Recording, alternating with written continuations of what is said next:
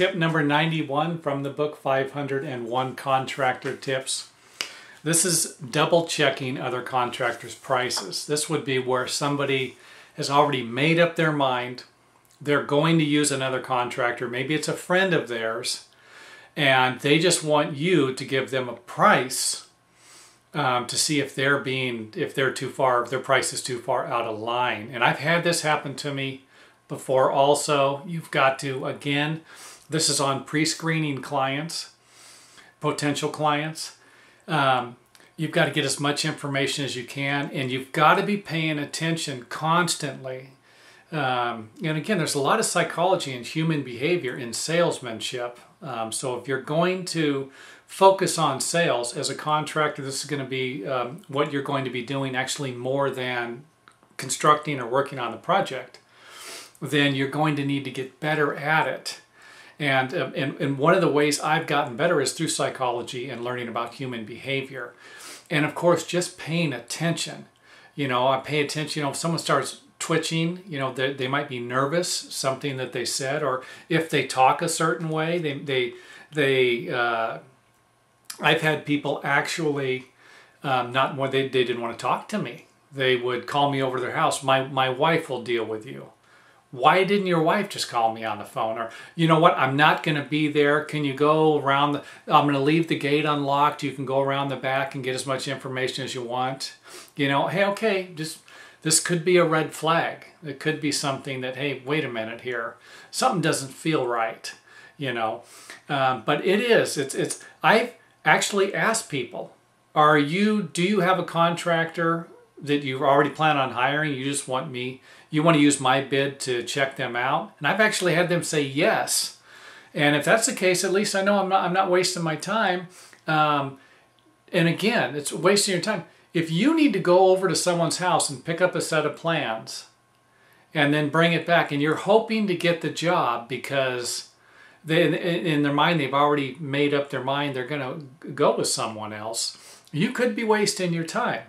And remember, that's what this chapter is all about, is trying not to waste as much time as possible by pre-screening the clients, any method you have. First is going to be over the phone, through an email. Second is going to be when you visit the property. You've got to get the information. It doesn't feel right. Hey, I hate to say this, but I've actually just made up numbers before.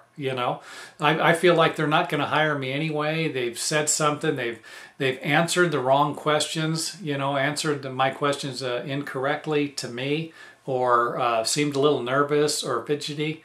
I just make a number up and throw it to, oh wow, that's way out of line. Okay, next. Give me. And remember, I can't stress this enough. You're going to hear that throughout all these videos and even in the book, is that you've got to focus on cloning your clients. You don't want jerks. You don't want people who aren't going to pay you. You don't want cheapskates. You want people who are looking for a fair, good quality project completed in a timely manner at fair prices. You're not looking, now those fair prices are going to all depend upon you as a contractor and them as a prospective client also. So if you're going to be used as someone who's going to be double checking people's prices, you could actually be pigeonholed also as someone who they could use to get second or third estimates. And trust me, this isn't a good thing either. I've seen a lot of professionals being used because these are professional project managers, already had the people they wanted to work on the project. And they would get someone else's price and then make sure that the price was going to be obscenely high and to make that person look better. So again, there's a lot of trickery and deception in the construction business as far as contracting goes. You are going to need to figure out what's going to work for you and what doesn't work for you. And don't forget, these tips that I'm just sharing with you might not apply to your business. You might not mind estimating every single job you do and you might not consider it a waste of your time to receive, let's just say, 1 out of 10 jobs that you wouldn't have if you accepted my way of thinking. So let's not forget that either. You know, if you're someone who looks at it as, hey, there's a lot of value in each client, I'm going to bid every job that comes across my desk, no matter what. I'll bend over backwards for my clients and do whatever I want. You do not consider that a waste of your time. I understand that. That is not how I do business, and that's not how I would ever do business. And that's why I'm sharing it with you my way. My way isn't always going to be your way, and you need to realize that.